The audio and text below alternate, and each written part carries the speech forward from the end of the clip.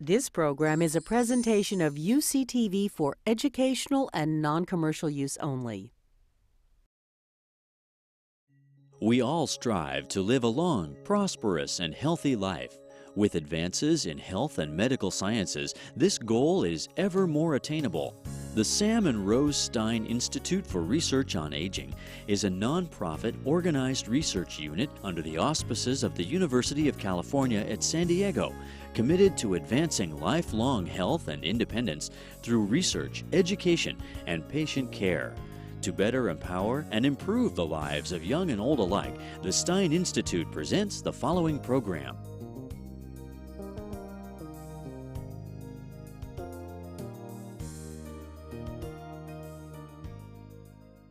My name is Jody Della Pena Murphy, and I am the Director of Community Relations for the Stein Institute for Research on Aging.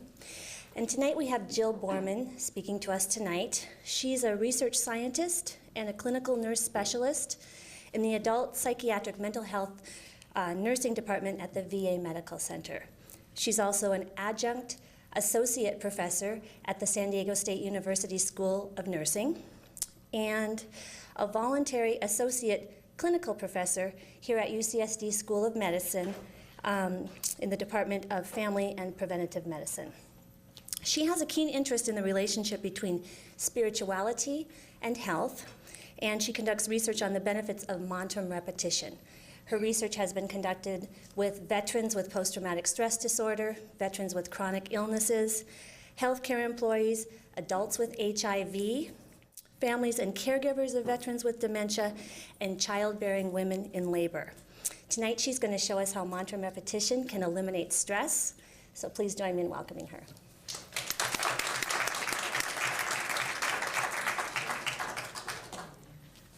Thank you very much. It's very nice to be here this evening, and I'm sure that all of you out there have no stress in your lives at all. You're just here to learn about some new things, but not any one of us is very stressed out. Isn't that right? For those of you that are watching this on video, I did have some handouts, and I might be referring to those, but I'll try to highlight most of the things I talk about on the slides. And what I'm going to do is talk about principles that support what I call mantram repetition and its relationship to the stress response. We're going to learn how to choose and use a mantram. So this is a very hands-on, practical lecture or discussion. I want to invite you to ask questions and discuss as well. But I'm hoping that by the time you leave here this evening, in the next 45 minutes, that each of you will have enough interest and maybe some healthy skepticism to think that, you know, what she's talking about is a bunch of baloney and I'm going to prove her wrong. But enough healthy skepticism that you might actually go out and try to use a mantram. I'm going to give you enough of the tools and enough information that you'll be able to go out and actually use this technique.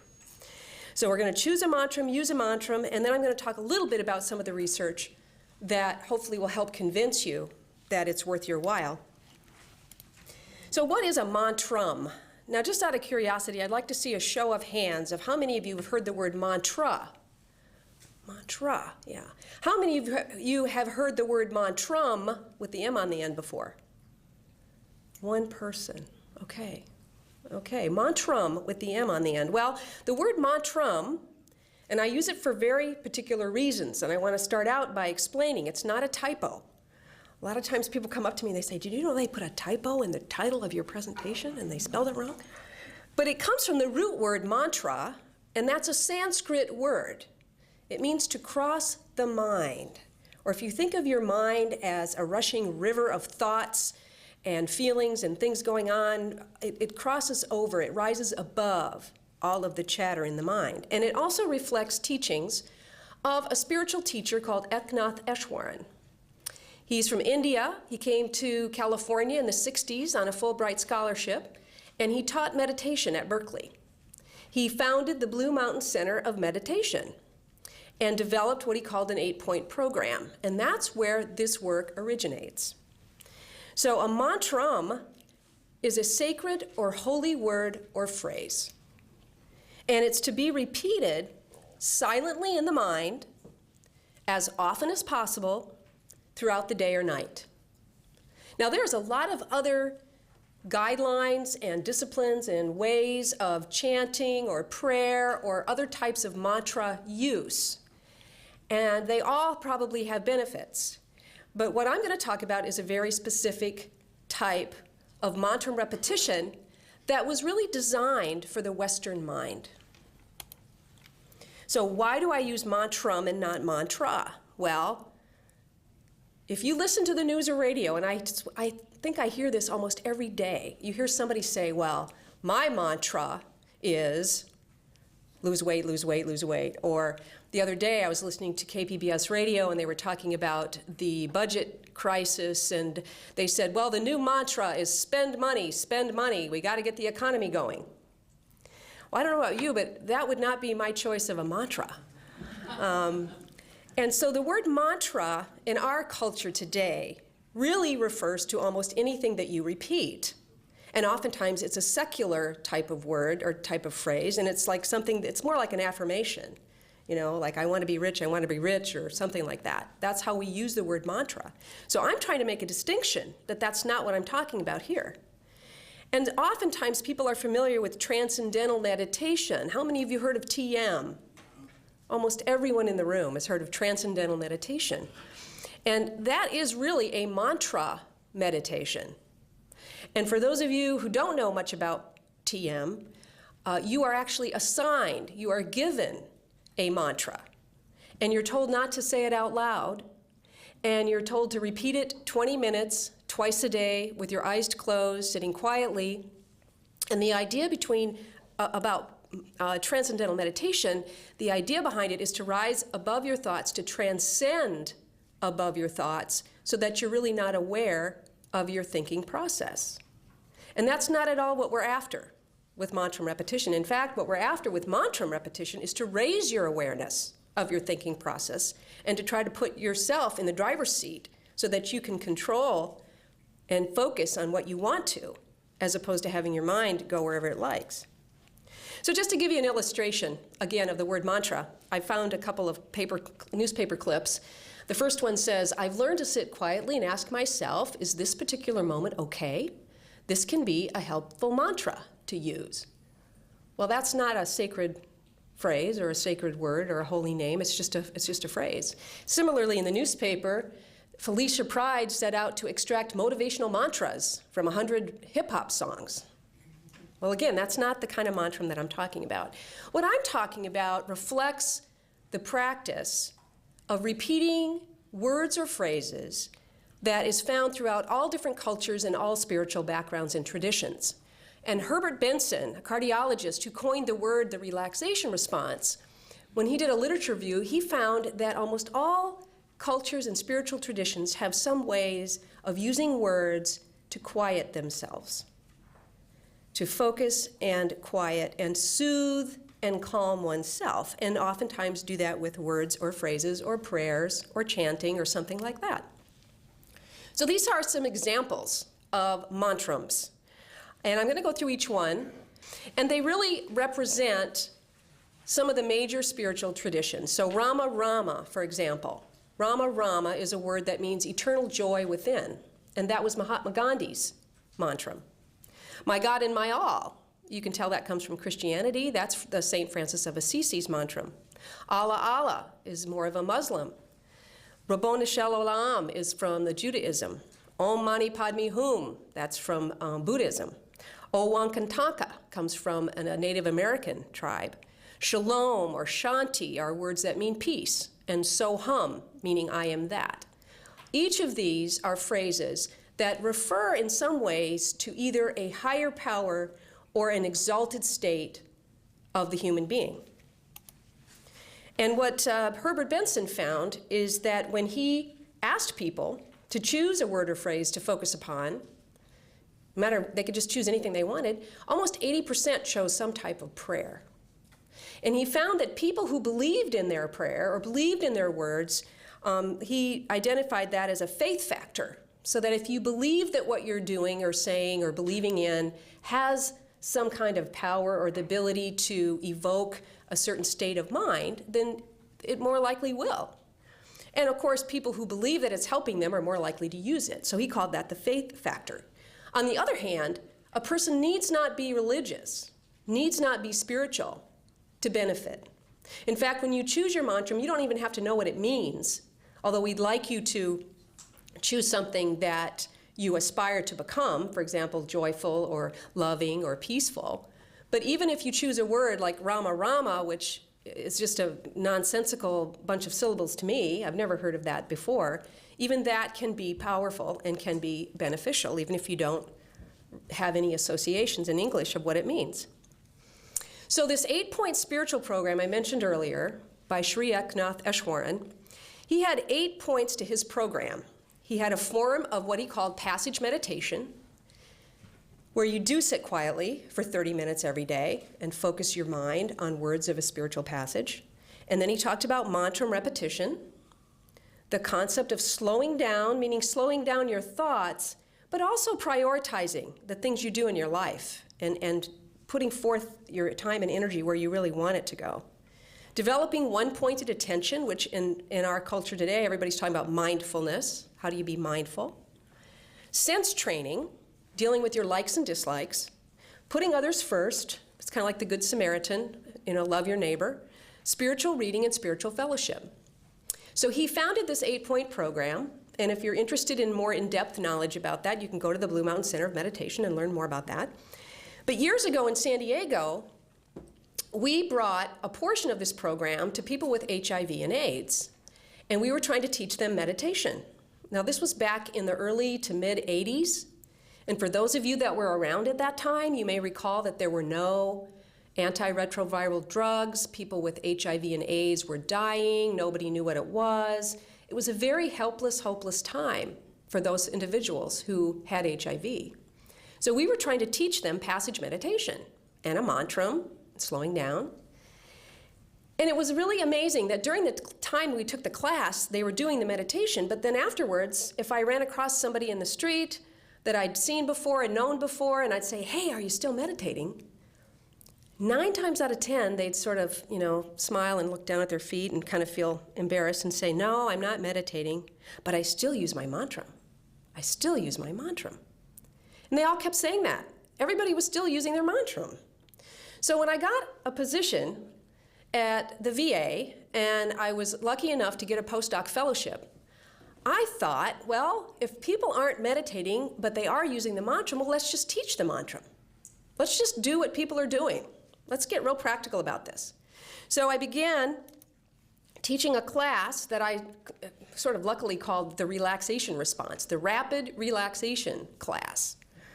Well, I called it rapid because mantrams are easily available. They're in your mind, they're portable. I'll talk about that in a little bit. But it actually evokes a relaxation response. And so I began teaching mantram repetition plus slowing down plus one-pointed attention. And then gradually began collecting pre and post evaluations and started looking at anxiety and anger and various things. And found that these 3 tools are very synergistic. They're very synergistic, and they work together very closely. And so that's why we call that the portable stress buster, a portable stress buster. And so there's a philosophy to this program that I'd like to go over. There's 3 basic assumptions. And again, coming from the scientific perspective, there's certain things in science we can't prove. So when we can't prove them, we call them assumptions. So there's 3 assumptions to this program. And the first assumption is that human beings have a mind, a body, and a spirit. And with that spirit, we have inner spiritual resources. So what do I mean by that? Well, when I talk about inner spiritual resources, I'm talking about the kinds of characteristics that we as human beings are capable of. So we're capable of peace and joy and love and compassion. We're capable of altruism and kindness and patience. And we believe that each of us possess those characteristics. The second assumption is that most of us are unaware, or we don't know how to tap into those inner resources because of our racing thoughts. Our minds are going 100 miles an hour thinking about 100 million things, and we don't know how to quiet our minds. Sort of like this person. If you look up there and you read what she's thinking, flat tire, Should I have eaten that? What if I run out of money?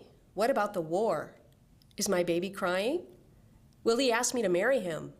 Is a tornado coming? Are the bees really disappearing? And on and on and on. Our minds are like a 24-hour thought factory with no supervisor. So the third assumption is that if we could learn to train our attention and quiet our minds, maybe we could tap in to these inner resources. And there's a couple quotes here that I like to share. All that we are is the result of what we have thought, comes from an ancient scripture. Or in more modern times, you are what your attention is. I think there's a lot of truth to that. And so I started this whole thing by talking about stress busting. And so I'd like to propose, and you may or may not agree with me, that there are probably two primary causes of modern stress.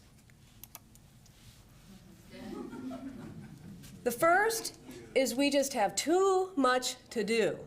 There's too much information. We have things coming at us every day, more than we can ever acknowledge. And the second reason is that there's too little time. Everything in our world is speeding up at a faster and faster rate. In fact, if you think about it, we've gone from buttons to zippers to Velcro, the stove to the pressure cooker to the microwave. We used to have to go to the washboard and the wringer washer. Now we just have a washer dryer. We all have computers. We have calculators. We have fax machines. We have Blackberries. Everything has speeded up, and therefore we don't have pause time. So who has time to relax? It's really hard. We have to schedule it somehow. It's very difficult for us as human beings. You know, they said back in the 1950s that with all these time-saving devices, that everyone would be on vacation, that we'd all be, sitting on, beautiful tropical islands and drinking margaritas and relaxing. And instead, all we've done is crammed our lives full of more things. It's almost like we're insatiable, especially in the United States. Other countries, other industrialized countries, at least give their employees like a month off vacations, and we just don't do that.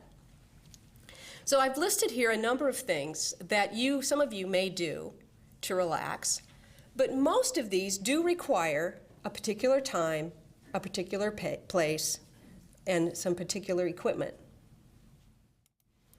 And then, of course, there's those of us who say, I don't have time. I just don't have the time. Well, someone from the Systems Thinker, which is a newsletter, calculated that we spend probably about 6.5 years watching TV, 6 years eating. No wonder I'm always trying to lose weight. 5 years waiting in line. Can you imagine? I think in California it's got to be more than that, don't you? 4 years cleaning the house, 3 years in meetings, 1 year looking for lost keys. And I think that gets longer the older you get. I don't know. Lately I've been having a hard time. 8 months opening junk mail, 6 months sitting in red lights. Well, that's a lot of time kind of wasted. So the question here is, how can we train attention when we don't have any time? And that's exactly where this repeating a mantram comes in, because you can literally repeat a mantram while you're waiting in line. You can repeat a mantram while you're sitting at a stoplight. You can repeat a mantram when you're walking from your house to your car. You can repeat a mantram when you're putting on your seatbelt, or if you're waiting for the bus.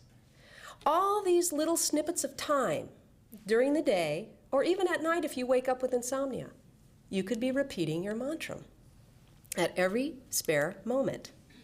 And so I'd like to illustrate why this is important, or how this could benefit you in learning to train your attention. So I'd like you to follow along with this slide. Let's just say you leave here tonight and you decide that Mahatma Gandhi's mantram, which is Rama Rama, is good enough for you. That if it was good enough for Gandhi, it's good enough for you. And you decide that you're going to start practicing. And so you leave here tonight and you start saying Rama, Rama, Rama to yourself.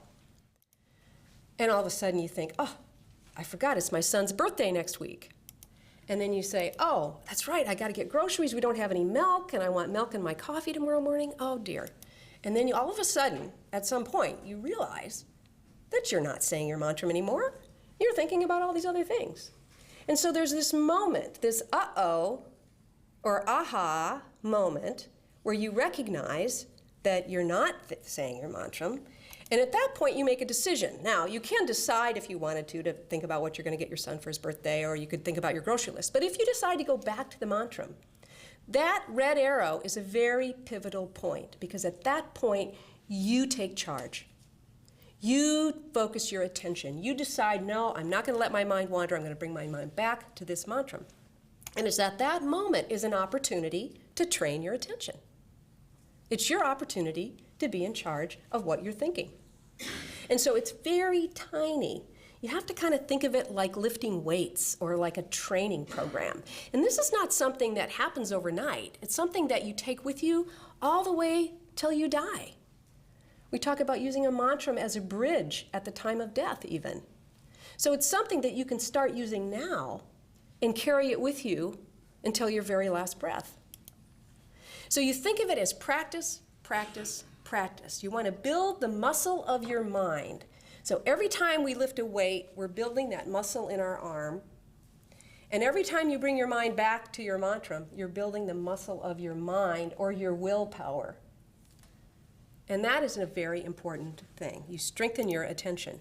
So repetition is the key, repeating it over and over, and then when you need it, because you've practiced it, when you really need it, you can cash in, sort of like putting money in the bank. And of course, there's phases of practice. Now, the first phase is the mechanical phase, and that's sort of like the, oh, you gotta be kidding. You mean I'm gonna leave here tonight and I'm gonna say, Rama, Rama, Rama, this is silly, this isn't gonna work, Rama, Rama, Rama, boy, sure sounds funny, hope nobody knows I'm doing this, Rama, Rama, Rama, and you kind of start recognizing that your mind is telling you that it's silly, but if you stick with it long enough, pretty soon you find that your mind kind of likes it, that it's kind of soothing. And then if you have an experience whereby you can use your mantram and it helps calm you, you move from the mechanical into the experiential and you're kind of hooked. You're kind of hooked. And I've had so many people, especially vets with post-traumatic stress disorder, for example, who say they can't sleep at night. They have nightmares, they have flashbacks. And so they start using their mantram. And it gives them something to do. It gives them something to focus on. And if they use their mantram during the day when they're not stressed, and then they use it at night when they can go to sleep, they make a mind-body connection. So if you want to think of it more from a neurological point of view or a stimulus response point of view, that's kind of how it works. And then over time, we hope that it becomes habitual.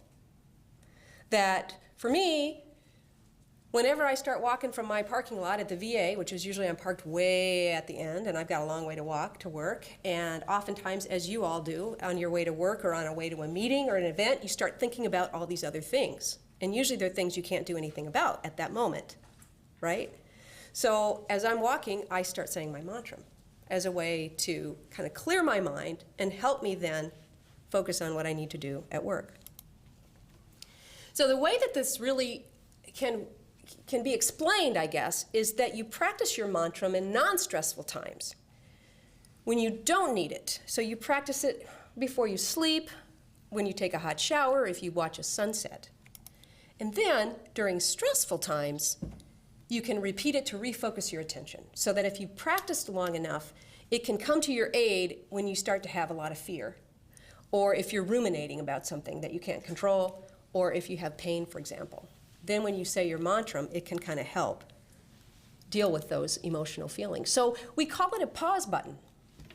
The mantram is a pause button for the mind. I like to call it a jacuzzi for the mind. It's a place to go to relax. Or for those of us that are younger, we say the mantram is a screensaver for the mind. You know, those of you that have computers and the screensaver pops up when you're not using it? Well, there's a lot of times when we don't really need to use our brain for constructive, calculating, problem-solving, thinking, engaging. There's a lot of time when our minds are just roaming around. A lot of times we're dwelling on the past or we're worried about the future. Only about 5% of us are really living in the present. And that's one of the reasons that the mantram is so effective, is it brings you right into the present moment. Now, I can tell you that, but only you can experience that by practicing. So you go from automatic pilot, you start saying your mantram, and you become more aware.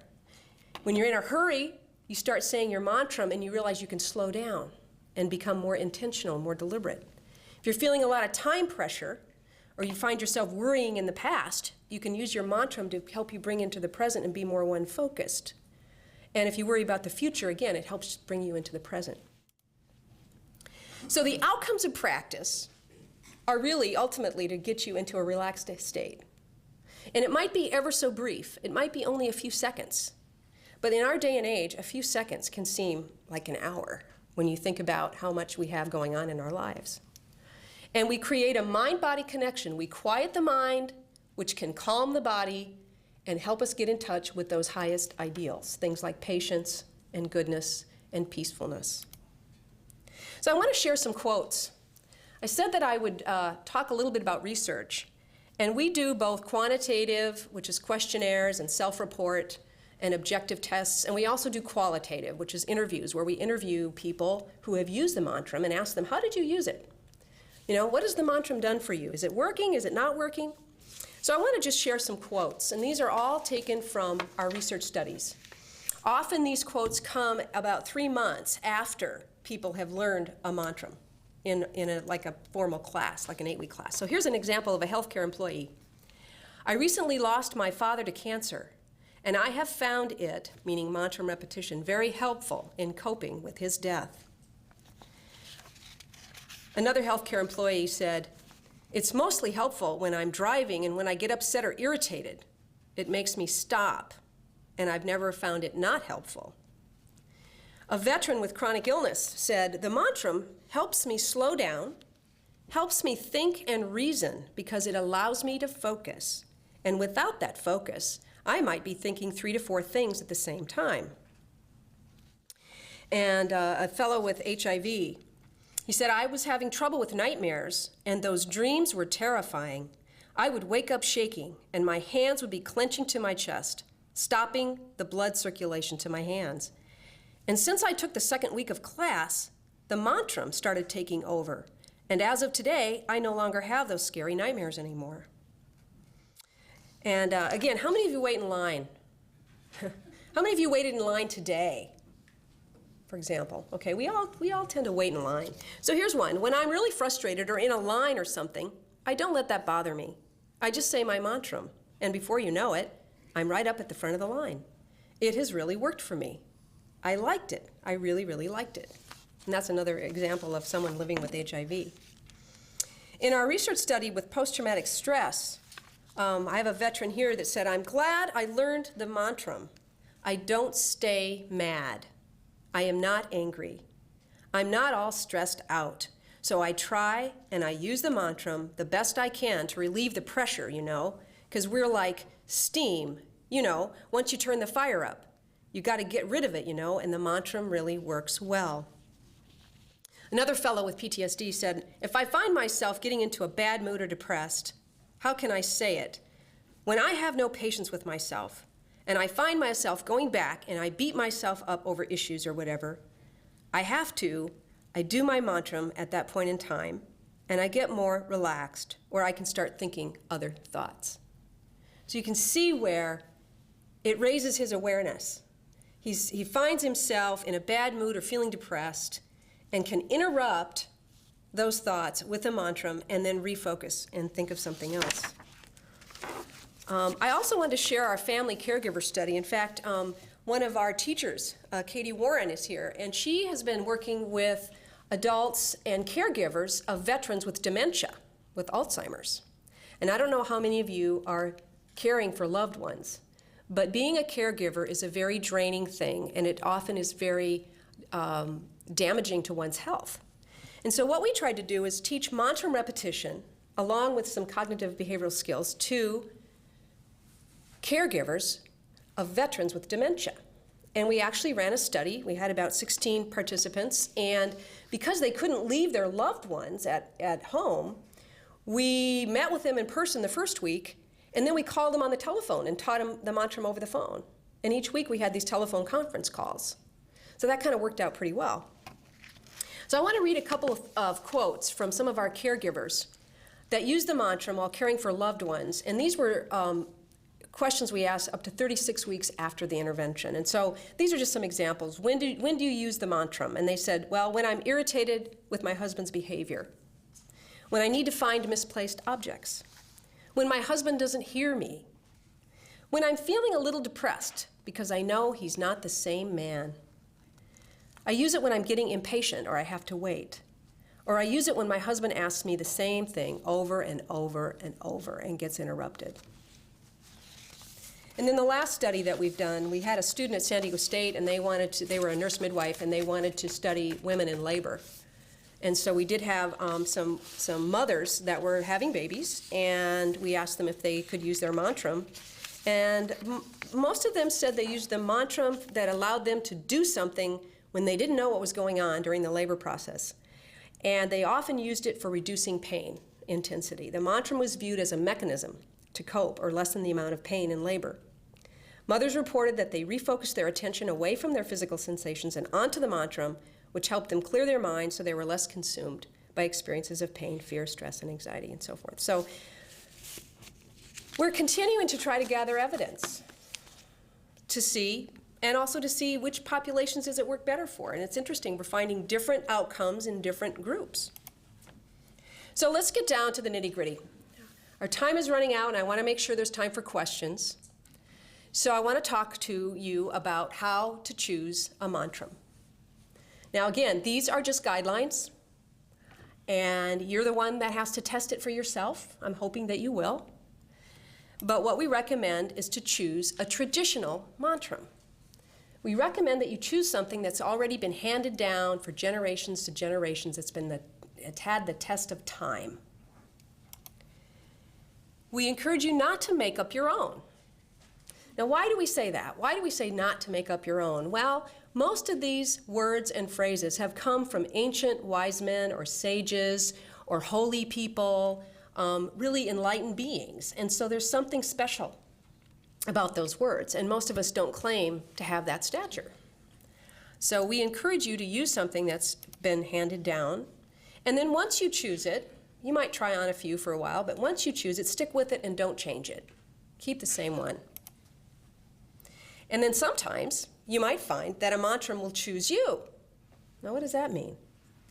Well, we've had people that have looked at the list, and they look down and they see a word or phrase and they think, okay, like my friend Jim, he decided to pick Om Mani Padme Hum, which is a Buddhist mantram. And he said, Om Mani Padme Hum, Om Mani Padme Hum. And he used it for about a week, and then he thought, you know, I don't like that one anymore. I think I'm going to pick a different one. That's too long. So he switched. But every time he tried to say his mantram, he switched to Rama, Rama, Rama, which was shorter, he found that his mind went to Om Mani Padme Hum. And so he felt that that mantram chose him.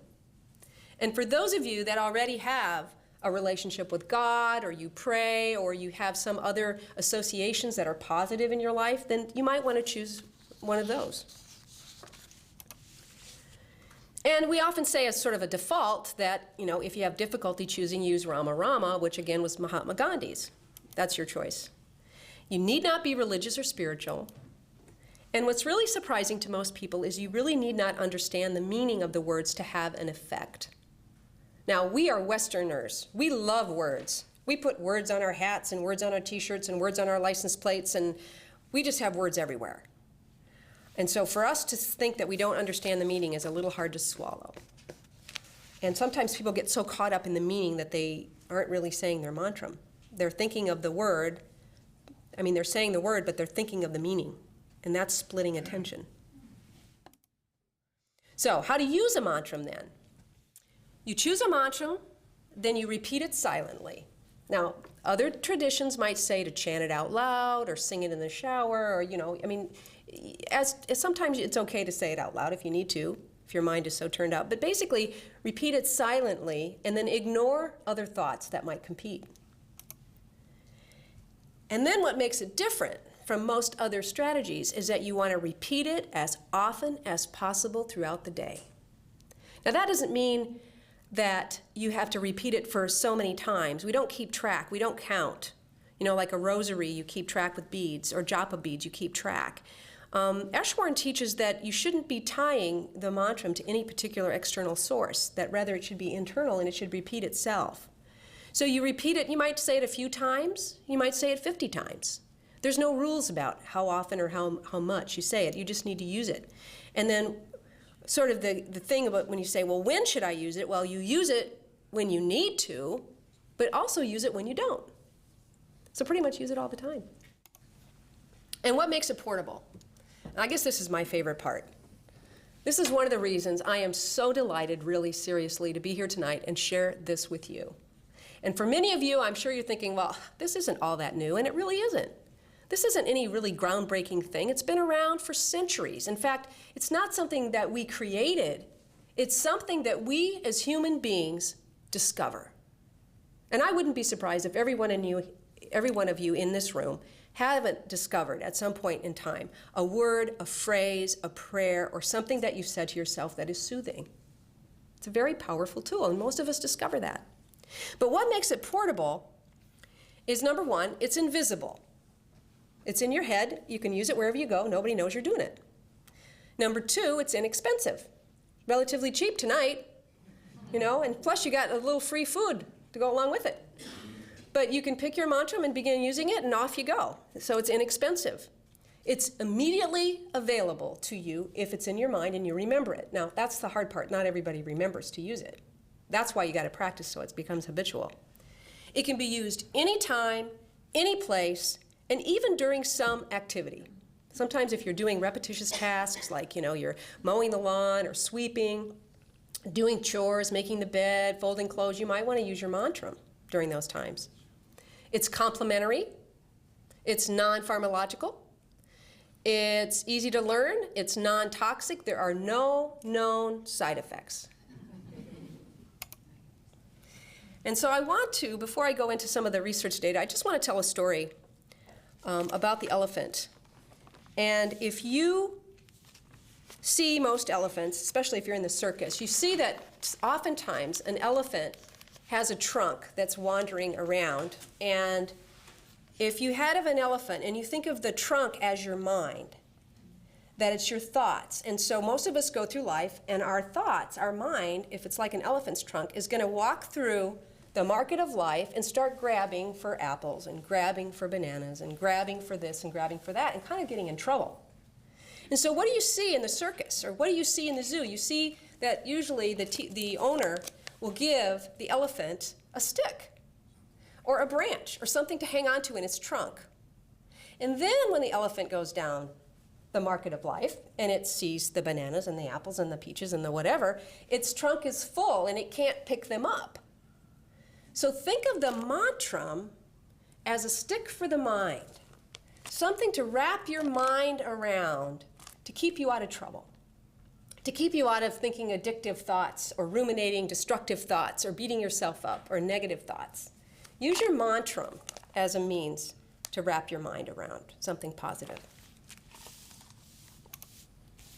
So just a few things, and I want to make sure we have time. In fact, I'll probably run through these rather quickly.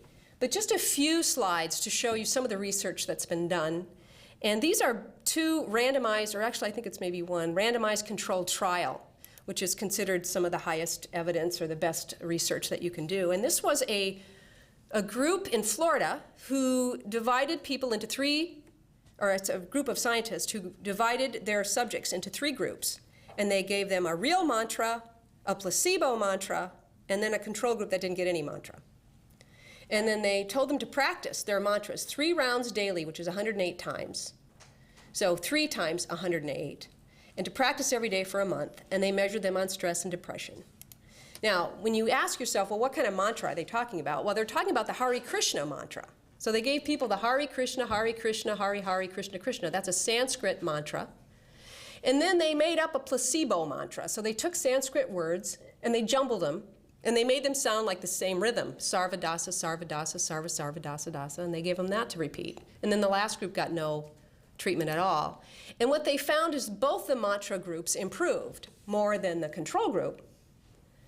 But the real mantram group improved significantly more in reducing stress, reducing depression, and lowering their inertia, or sort of like inability to move. And at 1 month, the improvement continued in the real mantram group. Now, again, there were limitations to the study. Maybe some of the people had heard this Hare Krishna mantra before, and so they had associations. I mean, there's a lot of limitations to these studies, but it's very interesting. Another person did a study looking at spiritual versus secular meditation in people with migraine headaches. And she divided people into 4 groups and asked them to meditate 20 minutes a day for a month and measured them on migraine headaches. And the 4 groups were either spiritual, what she called spiritual phrases that had the word God in there. God is peace, joy, good, love. Internal, I am content, I am joyful, I am good. Or external secular, which is grass is green, sand is soft, cotton is fluffy. Can you imagine sitting for 20 minutes thinking cotton is fluffy? I hope I didn't get in that group. And then the last group did passive muscle relaxation. But everybody did, they got to pick one of the 4, but they were each divided into these groups. And interestingly, what they found is the spiritual group had the greatest improvements in tolerating pain and in decreasing their headaches. Similarly, the spiritual group did much, much better in how long they could hold their hands in ice cold water. That was the test. It was the cold presser test. And with anxiety, you can see that the red line is the spiritual group that decreased the most. And then I mentioned the teleconference study that we did, and I don't know if Katie's even seen these slides yet, but from our caregiver study where we had face-to-face meetings at 3 times, and then we had conference calls and individual calls, and basically our findings were that at baseline, the caregiver burden scale was at about a 23, and 8 weeks later dropped to 17, and 16 weeks later it was down even, or 17, I'm sorry, and then down to 16. And this was the same for perceived stress, depression, and rumination. So in other words, the people that use their mantram and use this cognitive behavioral therapy improved. And they also increased their quality of life and enjoyment and satisfaction, baseline week 8, week 16. So don't believe everything you think. Can't always trust the mind. But try it for yourself. I really encourage you to. So I'd be happy to stop now and take questions. Because we're being taped, I'll repeat your question. But don't be shy. I'm more than happy to try to entertain any questions anybody might have. Yes? How varied were the groups culturally that were assessed for these outcomes? For the various studies? Yes, the last one you mentioned, in other words, headache studies, etc. Right. Well, the headache study was conducted at Duke University. And I think the majority of people were probably Caucasian. They were students on campus and they were staff members that had migraine headaches. They had to meet a certain scale. So I think that they were probably predominantly middle class, white, American, probably mostly Christian groups. That's a very good question. The people that were in the other study in Florida, they were community adults, and they were recruited by flyers in various places, like, you know, laundromats and things like that. And the way they advertised for that study is they said, do you want to learn some Eastern technique for managing stress? So I don't know if I repeated the question. The question was, what were the ethnicities or the racial breakdowns of the groups in these last 2 studies? I can also say that in the other studies that we've done with veterans with post-traumatic stress and the adults with HIV, we had a larger number of Afro-American participants and some Hispanic and Asian. So yeah, there's some differences in the studies, and that's a very good point. You know, that this may not be something for every group. Yeah, question? What about children? What age would you start, 18, 21, or would you go? I've heard wonderful stories, yeah, that you can start teaching. You can be a mother with a baby in your womb and start using your mantram. What's the question again? Oh, that's right. The question was, can you teach this to children? And how young should they be? Should they be 18 years and older or whatever? And I'm saying that probably you can teach children as young as until they can speak. I know there's been some studies that have talked about, and I know that in India, oftentimes mothers that are pregnant will sing their mantras or say their mantras to their baby in the womb, and then when the baby's born, they'll give them that same mantra. So that's been done. I also know some great stories about 2nd graders. There was a 2nd grade teacher. She gave all of her kids a magic word. Said, say your magic word, we're going to stand in line now, and they all loved it, and so they all stood there, and here she had all these second graders all lined up waiting for lunch, and the other teachers came over and says, "What are you doing with your kids? My goodness, how do you get them to, and they were teaching a mantram. So I think you can do it at any age, really. Yeah, there was another question. Would pre and post blood pressure evaluations be a good way to quantitatively measure the results? He asked the question, wouldn't blood pressures, pre and post blood pressures, be a good way to quantitatively look at results? We did do blood pressures in our HIV study and found that it was significantly different over a long period of time. And all of Herbert Benson's early work has looked at blood pressures, and Transcendental Meditation has looked at blood pressures, so absolutely. In fact, if you talk to most of our vets who take Mantram, I get these stories all the time, maybe Katie does too, where they say, well, I'm going to go in and have my blood pressure, and they go to take it, and they say, wait a minute, I got to say my Mantram. So they sit there and they say their Mantram, and then their blood pressure drops. So there's a lot of evidence to show that the relaxation response can be elicited. Certainly even if you just sat quietly and breathed deeply, you could probably elicit a lower blood pressure. Yeah. Does it help or hurt obsessive compulsive? Okay, the question is, does it help or hurt obsessive compulsives? Well, I would consider myself one of those. And it's interesting, we have not done any studies, although I often get people that ask me if it would work for people with attention deficit disorder, for example, or bipolar disorder, or things like that. I can't see where repeating a mantram, if you even obsessed on it, that would be a bad thing. But I don't really know. I don't know the answer to that question. I do think that the idea of practicing, bringing your mind back to a certain focal point, I really believe that strengthens your ability to focus, and that if you were obsessively, thinking of something or compulsively, obsessively ruminating, I think mantram can interrupt that, and then you can refocus. But I don't really know scientifically if that's true. Yes? The question was, in all my work and experience with different people choosing mantrams and using mantrams, have I found that that people have a particular affinity for any particular words or sounds? And I would have to say that it's really individual. And there are some, I think that we approach our mantrams the way we approach life. In other words, if you're someone who's very scientific and analytical and you got to figure it all out, those are the people that sometimes have the hardest time choosing, because they want some kind of, they want some logical method to do it. On the other hand, we have this one vet who was interviewed actually on KPBS radio, and they asked him, well, what's your mantram and why did you choose it? And he said he chose Om Shanti Rama. And he said, I'm not religious, I don't know why, I just like the sound of it. So I think it's a wide gamut in terms of affinity or liking. There are some people who are allergic to religion. They've had bad experiences with religion. And they see certain words or phrases that evoke a negative feeling.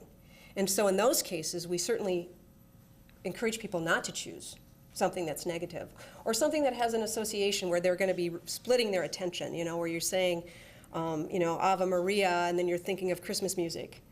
That's splitting your attention, so that might not be a great mantram for you. You had your hand up too. Yeah, I have two questions. Are mantrams being taught in prisons? Okay, she has two questions. The first is, are mantrams being taught in prisons? I don't know. I really don't know if anybody's doing that or not.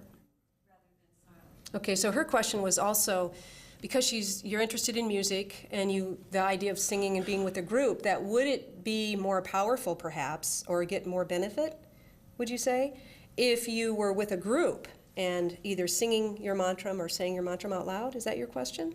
As a group. Yeah, as a group. As a group. In other words, we'd be benefiting each other. Yeah. By sharing. Well, let me answer that question by just sharing a little bit about the Blue Mountain Center of Meditation, because I've gone to retreats up there, and what we do, oh, you have, okay, and so what we do at the Blue Mountain Center of Meditation is we go for a mantram walk, and everybody's out walking, and you're all doing your mantram, and you all know you're doing your mantram.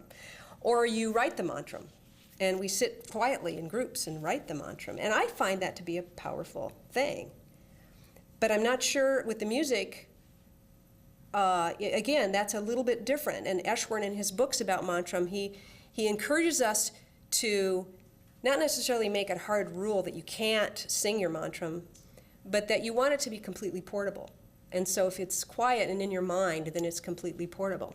But if you like singing and you want to sing it, I don't see any reason why not to. I don't know whether it adds or subtracts in a group, though. I can't really answer that. Yeah. One more question, and then I think, how are we doing on time? We're okay? Okay, just behind you, and then you in the green shirt. Are there any studies comparing self-hypnosis with these meditation techniques? Not to my knowledge right now. I know there's a lot of studies on self-hypnosis, and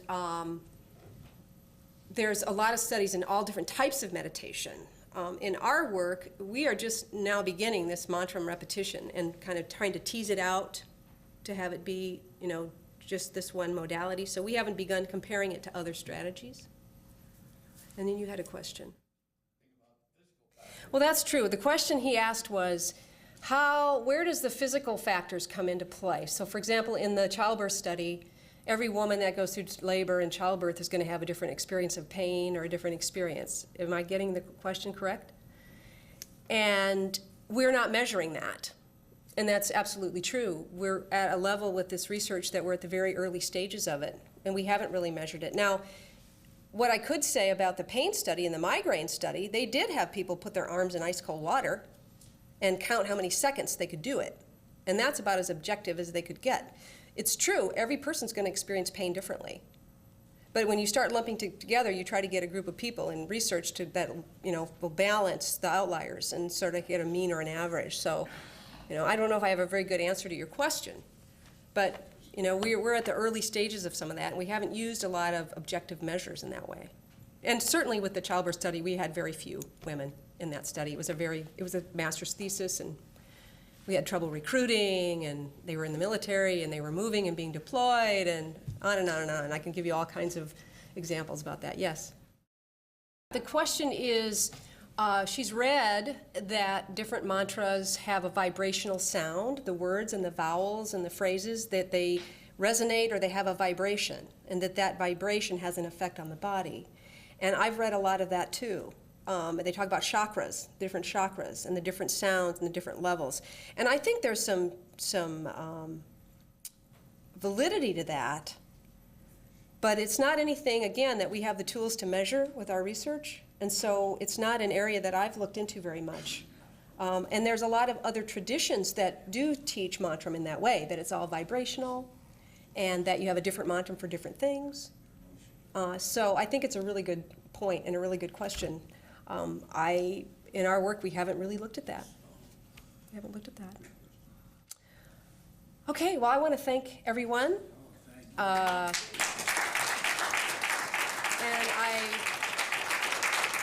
I do welcome those skeptics of you out there to, just prove me wrong, try it out for yourself. And on the handouts, there's some websites and other information if you're interested. Thank you very much.